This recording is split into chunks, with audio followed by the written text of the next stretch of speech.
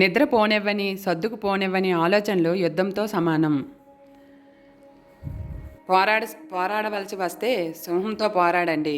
ఓడినా చివరికి వీరుడిగా మిగులుతారు. బురదలో పందితో పోరాడకండి. వంటి నిండా తరువాత దురద మాత్రమే మిగులుతుంది. నీ అదృష్టం బాగుంటే పులి కూడా నిన్ను నాకి వదిలిపెట్టేస్తుంది. నీ అదృష్టం బాగుండని రోజు దారిన పోతున్న గొర్రె కూడా నిన్ను కొమ్ములతో పొడిచి చంపేస్తుంది. నీవు ఎవరి కోసం ఏడవకు. నువ్వు ఏడ్చినంత మాత్రాన వాళ్ళు నీ వారు కారు. నీ వాళ్ళైతే నిన్ను ఎప్పటికీ ఏడిపించరు. మౌనంగా ఉండడం అంటే మాట్లాడే ధైర్యం లేకపోవడం కాదు, వాదించడం ఇష్టం లేక. నీ జీవితంలో నీకు ఎదురయ్యే వారంతా నీ గురువులే. మంచివాళ్ళు పాఠం నేర్పుతారు, చెడ్డవారు గుణపాఠం నేర్పుతారు.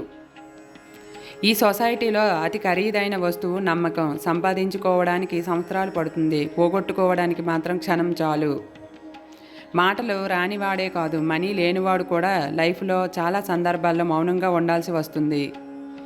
సింహంలాగా జీవించండి. ఎందుకంటే నోరు లేని మేకల్ని బలి ఇస్తారు, కానీ సింహాన్ని బలి ఇవ్వరు. గుర్తుంచుకోండి. గాయం గట్టిగా తగిలినప్పటి నుంచి మనసు మెత్తగా ఉండడం మానేస్తుంది. ఈ లోకంలో ఉన్న చీకటంతా ఒక్కటైన అగ్గిపుల్ల వెలుగును దాచలేదు. అలాగే నీ లక్ష్యాన్ని కృషితోడైతే నీ ఆత్మ విశ్వాసం విజయాన్ని ఎవరూ ఆపలేరు.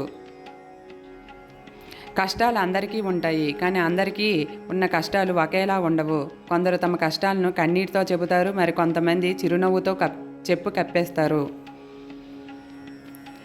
ఒక మంచి ఆలోచన కనీసం 10 చెడు ఆలోచనని అయినా మంచి వైపుకు మళ్ళిస్తుంది. కానీ ఒక చెడు ఆలోచన 1000 మంచి ఆలోచనను కలుషితం చేస్తుంది.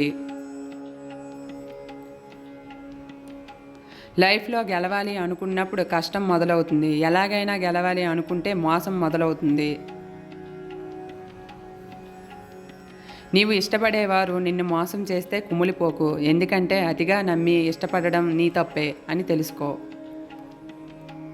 వర్షం కురిసి వెలిసాక ప్రకృతి మరింత అందంగా ఉంటుంది. జీవితం కూడా అంతే. కష్టాల సమస్యలు దాటాకే జీవితం సంతోషంగా ఉంటుంది. చీటికి మాటికి మన మీద అలిగి గొడవ పడే వాళ్ళ మనసు చాలా స్వచ్ఛంగా ఉంటుంది. అర్థం చేసుకోవాలే కానీ అలాంటి వాళ్ళతో బంధం చాలా అద్భుతంగా ఉంటుంది.